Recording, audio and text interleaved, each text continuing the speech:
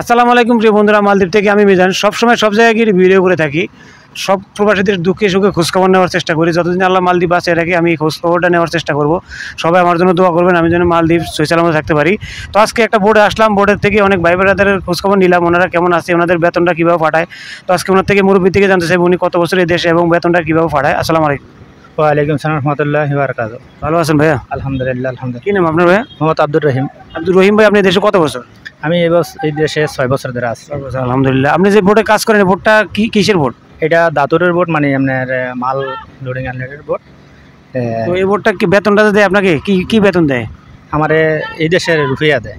পাঠান কীভাবে টাকাটা? আমি আগে পাঠাইতাম বিকাশে, এখন ব্যাংকের মধ্যে পাঠাই, কিন্তু এখন ব্যাংকের মধ্যে পাঠাতে গিয়ে একটু ঝামেলা হয়। বলতে ব্যাংক একটা তো ন্যাশনাল ব্যাংক, পুরা সিরিয়াল ধরা লাগে। এটা কি রুপিয়া পাঠান না ডলার পাঠান? এখন এটা ডলার পাঠাইতে হয়। তাহলে আপনি যে রুপিয়া বেতন পেয়ে ডলার কিনেন, এটা কি আপনার লস হয় না? লস হয়, প্রচুর লস হয়। তাহলে আপনার চাওয়াটা কি?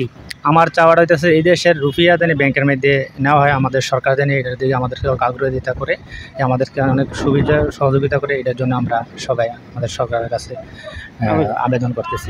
সব প্রবাসীর একটাই চাওয়া, এই দেশে হাজারো পণ্য আসে বাংলাদেশ থেকে, চাইলে এই দেশে রুপিয়া ছাড়া ব্যাংক চালু করা সম্ভব। বাংলাদেশ সরকার এবং আমাদের প্রবাসী মন্ত্রণালয় এবং মালদ্বীপের হাইকমিশন সবাই মিলে এই দেশে সবাই একটা উদ্যোগ নিয়ে এই দেশে একটা রুপিয়া ছাড়া ব্যাংক চালু করে দেন। 100% রেমিটেন্স বাংলাদেশে যাবে। সত্য ভাইয়া? হ্যাঁ, ইনশাআল্লাহ সত্য। ডক্টর ইউনূস স্যারের কাছে আপনার চাওয়াটা কি? বর্তমান মালদ্বীপের অবস্থা নিয়ে একটু সংক্ষেপে বলতেন। হ্যাঁ, ইউনূস স্যারের কাছে আমাদের চাওয়া এটাই যে এই দেশের রুপিয়া যেন আমরা যেন ব্যাংকে যে ছাড়তে পারি আমাদের সুবিধা মতো। আমরা কর্মস্থ মানুষ, আমরা যে ব্যাংকের মধ্যে এতক্ষণ দিয়ে সিরিয়াল দেওয়া, একখান থেকে ডলার করতে হয়, আরেকখানে যে ব্যাংকে থেকে টাকা ছাড়তে হয়, এটা আমাদের জন্য বেশি একটা অসুবিধা হয়ে যাচ্ছে।